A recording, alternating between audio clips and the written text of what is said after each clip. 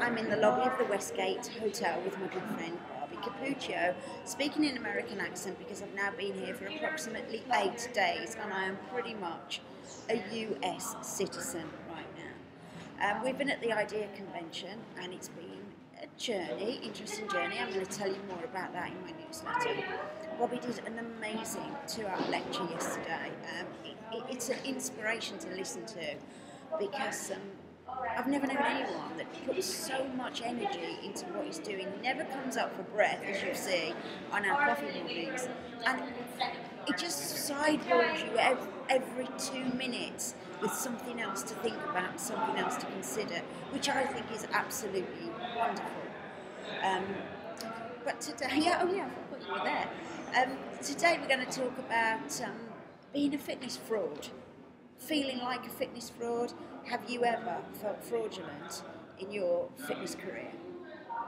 Well, I'm astonished how many highly credible, highly accomplished fitness professionals have told me that they have. And I think the more fraudulent you feel, the less fraudulent you actually are. Because fraudulent people do not question their own levels of integrity. You know, they don't say, oh, am I really misrepresenting myself? Am I harming people out there?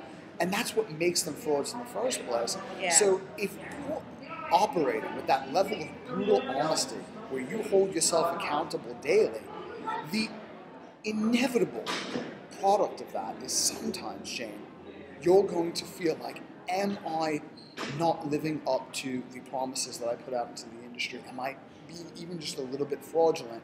So I think that's an example of integrity, not something that people should feel bad about. But the second reason why I think people feel fraudulent is a bit more disconcerting. I think we feel fraudulent when there's a disparity between who we want to be and who we think we have to be. Right. Between who we are and who we think we should be.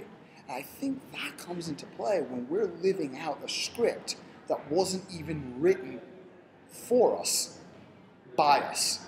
Yeah. So we're living by other people's rules, whether it's parents or colleagues or friends or family, and they expect us to do one thing, but our passion, our core values, our innate talents are dragging us in another direction. And that chasm between our true self and our public self is causing what psychologists refer to as cognitive dissonance, Right.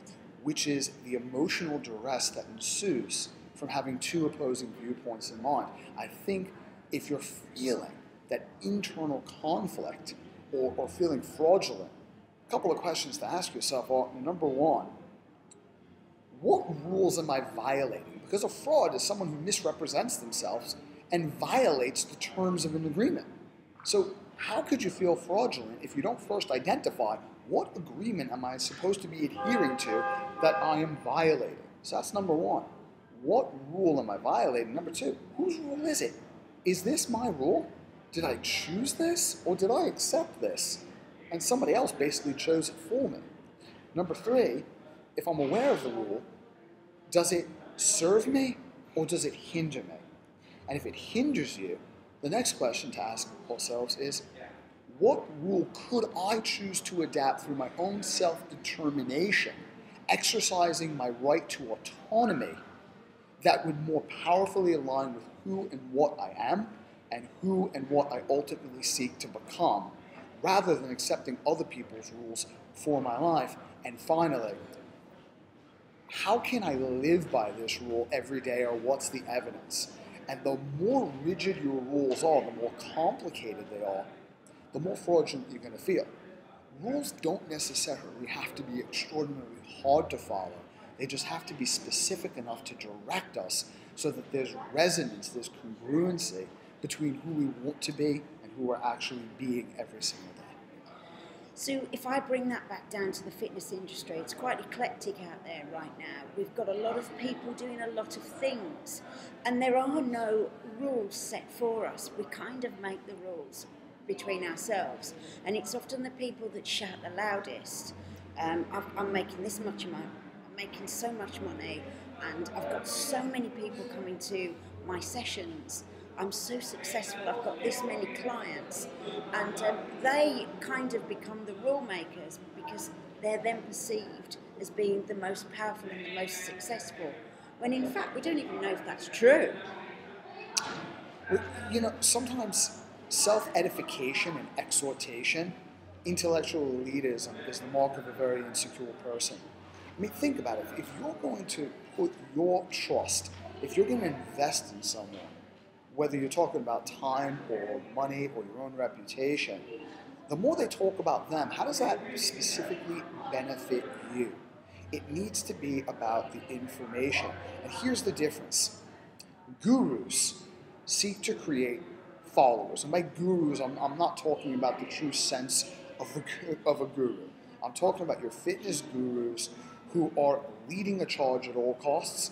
Anyone out there who's creating a follower is not a leader, because it's not what leaders do.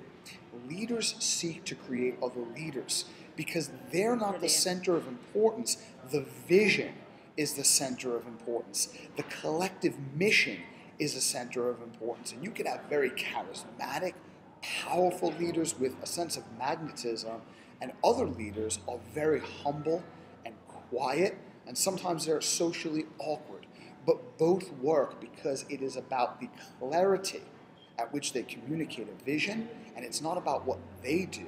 It's about the encouragement, the resources they provide, and the inspiration that they offer that allows other people to synergize their talents and their skills to accomplish a vision that is bigger than any one of them all individually. Yeah. And that's how you discern, is someone trying to be a self-edifying guru, or they're a true leader in the sense of the definition we just laid out. I think that's fantastic, actually, because again, and I'm the one here that keeps bringing it back down to what we do.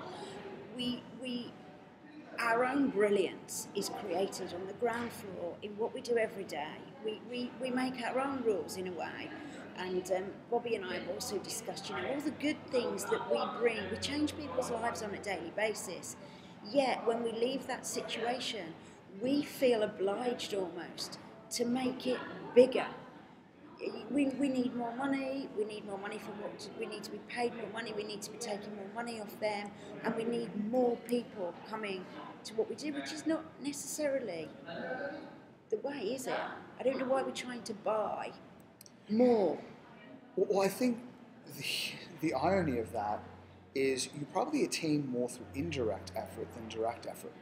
And what I mean is, if we're doing something, because if I do X and Y, I'm going to get Z at some point in the future, you're probably not working with the level of creativity, the level of energy, and yielding the level of value that would optimally bring those things to you in the first place. And self-determination theory by DC and Ryan states that the only time we're engaged in something for a lifelong commitment is when we're intrinsically motivated, when the payoff is in the process. And I was talking to Rodney Korn of PTA Global about this yesterday at breakfast.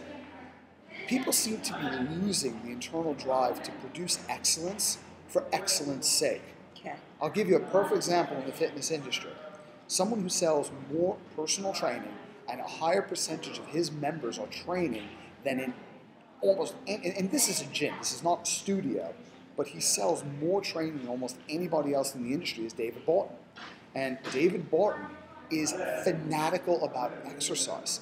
And how often do you see an owner getting their trainers in the middle of the floor? He doesn't talk about revenue. He deals with his salespeople for that. He'll get on a piece of equipment or he'll talk about an exercise for 2 hours straight. And here's the owner who's nearly 50 years old, and he looks better than any one of his trainers, or almost as good as just about every one of his trainers. And he will become fanatical about one single exercise because he cares about even the most finite details of the member experience. Yeah. That's what it takes. Yeah. I love it, brilliant. So, it's good to feel a fraud. We bring it back. It's good for us to question what we're doing, how we're doing it, and why we're doing it.